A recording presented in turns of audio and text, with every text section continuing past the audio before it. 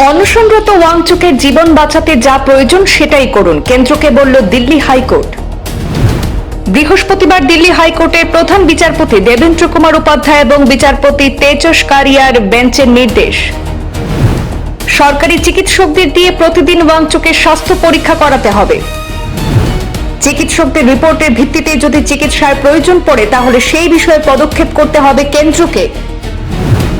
দুই বিচারপতির বেঞ্চের মৌখিক পর্যবেক্ষণ, প্রতিটি জীবন মূল্যবান। সোনমের ভিডিও বার্তা, আমার শরীর ভালো নয় তবে খুব খারাপও নয়, এমন অবস্থা নয় যে 2-4 দিনেই মরে যাব।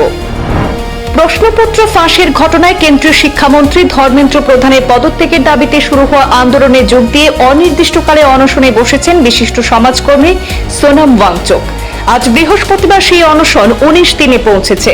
দীর্ঘ অনশনের জেরে তার শারীরিক অবস্থার অবনতি এবং প্রায় 8.5 কিলো ওজন কমে যাওয়ার খবর সামনে আসতে বিষয়টি নিয়ে সরাসরি হস্তক্ষেপ করেছে এবার দিল্লি হাইকোর্ট।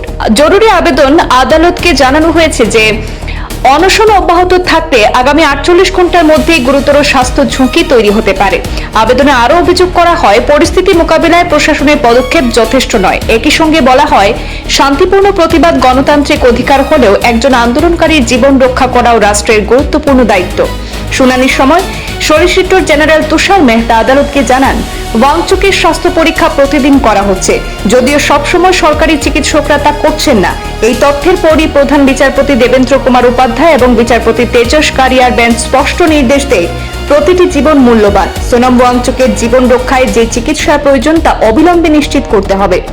আদালত আরও নির্দেশ দিয়েছে, এখন থেকে প্রতিদিন সরকারি চিকিৎসকদের দিয়ে ওয়াংচুকের স্বাস্থ্য পরীক্ষা করাতে হবে। চিকিৎসকদের রিপোর্টে প্রয়োজনীয় চিকিৎসার পরামর্শ থাকলে তা দ্রুত কার্যকর করার দায়িত্ব কেন্দ্রীয় প্রশাসনকেই নিতে হবে। এদিকে আদালতের নির্দেশের কয়েক ঘন্টা আগে একটি ভিডিও বার্তায় নিজের শারীরিক অবস্থার কথা জানিয়েছেন সোনম ওয়াংচুক। তিনি বলেন, দীর্ঘ অনশনের কারণে শরীরে ক্লান্তি এবং দুর্বলতা এলেও পরিস্থিতি এখনো নিয়ন্ত্রণের বাইরে নয়। পাশাপাশি তিনি স্পষ্ট করে দেন, সরকারের পক্ষ থেকে ইতিবাচক পদক্ষেপ না এলে অনশন ভাঙার প্রশ্নই ওঠে না।